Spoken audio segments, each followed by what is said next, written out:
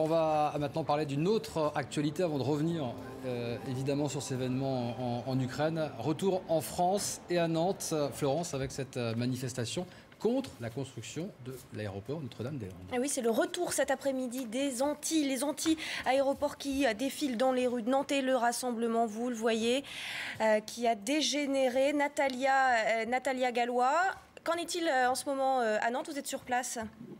Écoutez, au moment, à l'instant où je vous parle, les CRS sont en train de se préparer à charger une première colonne de CRS un peu plus loin, à charger sur un groupe de 200 à 300 manifestants qui a commencé à affronter les forces de l'ordre en marge du cortège, des affrontements violents. On entend à tout moment des grenades assourdissantes qui sont lancées par les forces de l'ordre. De leur côté, ces manifestants avaient avec eux des fusées, des gaz lacrymogènes. Au moment où je vous parle, la colonne de CRS est en train de se mettre en place et ils se préparent à charger.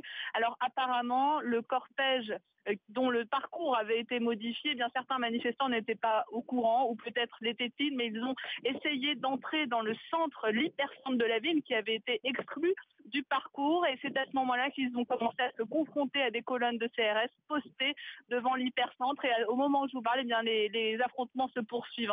Il y a beaucoup de fumée, on ne voit pas grand-chose ici, mais vous voyez sur les images, c'est assez impressionnant, et ça se poursuit, mais on reste avec vous pour vous raconter ce qui se passe ici à Nantes.